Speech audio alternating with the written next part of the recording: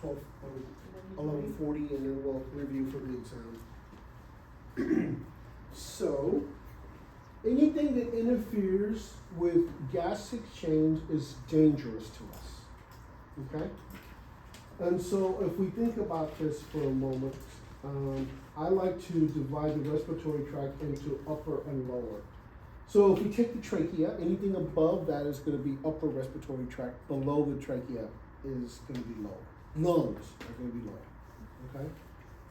And so if we think about this, we start with the rhinovirus. The rhinovirus causes the common cold. I don't know where Christy is, but she gave me a cold. I haven't forgiven her just yet, although I'm convalescing. But you see the flushing mechanisms as I'm talking and moving around. The flushing mechanisms are getting rid of all the stuff that's inside of me. Right? So about 50% of all colds are caused by rhinoviruses. On an exam, when you take the 5th exam, if I ask what is the etiology for the common cold, it's going to be a rhinovirus. Okay? So common symptoms are runny nose, sore throat, persistent cough, congestion, sneezing. And the rhinoviruses stay in the upper respiratory because they don't like warm temperatures. They don't do well there. So, up here it's like not exactly going to be 98.7 or whatever. It's going to be essentially a little cooler. And so it's important to think about that. There are about 100 recognized serotypes of this particular virus, and due to their small size, they're about 30 nanometers in size. They're easy to spread. Here's a guy sneezing. You can see all this stuff going in. So it's mostly transmitted by direct or indirect contact with the nasopharyngeal and mucosal secretions, right? And fomites do play a role in the transmission of rhinovirus. What a lot of people don't understand is you can get a viral infection by actually touching something and then touching your eyes. It can go into your eyes and you can acquire it that way also. Right? That's what's important to think about. Let's talk about pharyngitis. So pharyngitis is the infection of the back of the throat. Right? Tonsillitis is the infection of the tonsils. You can put them together and you have pharyngeal tonsillitis, and that means both of them are affected. Right? So write this down.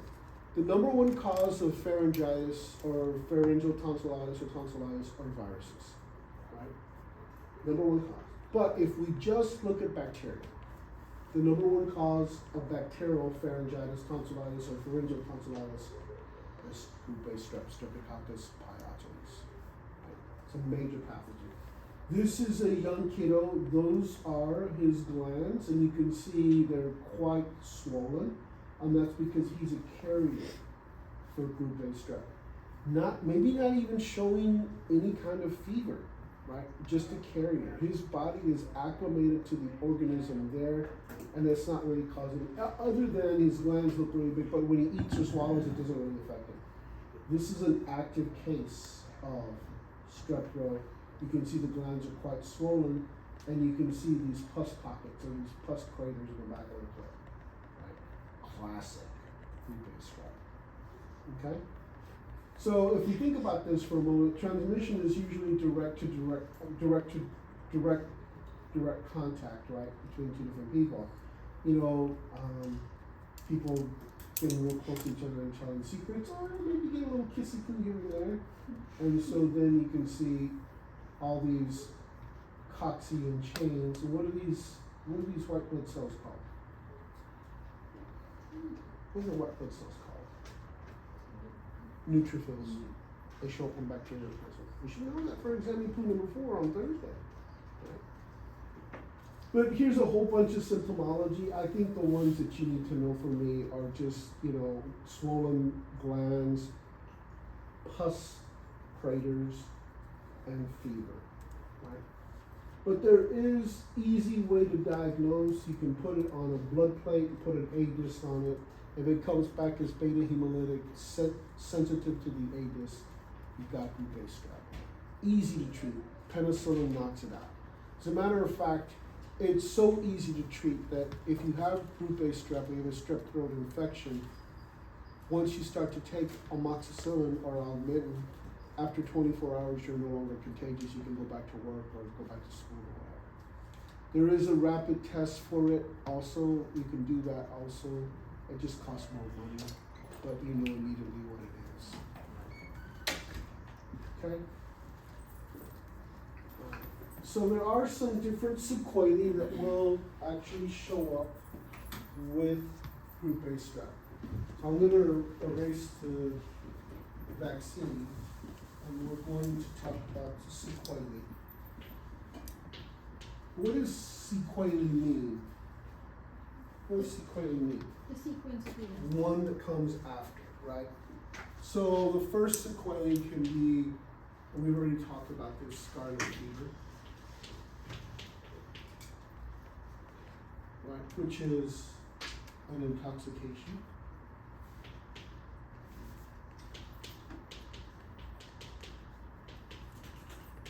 The second one is acute epiglottitis,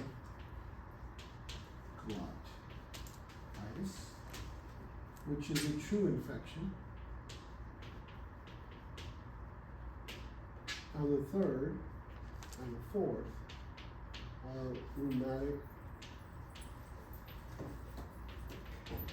fever, sometimes known as rheumatoid arthritis. And the fourth is acute glomerular nephritis. These are due to immunocomplexes.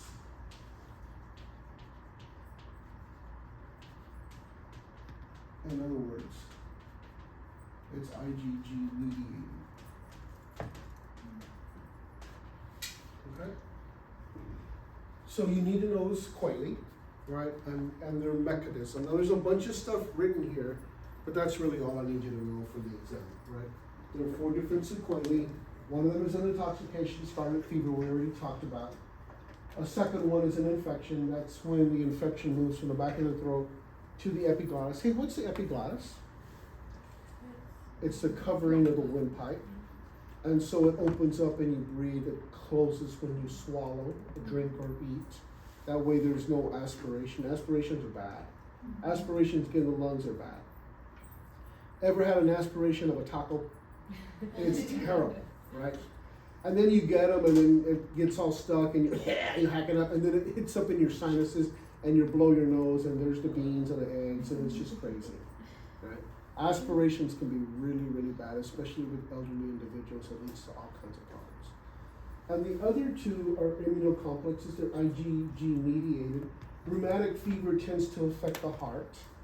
Rheumatoid arthritis affects the synovia, causes arthritis, but debilitating arthritis, right? So that it really causes a lot of dysmorphia when you talk about the actual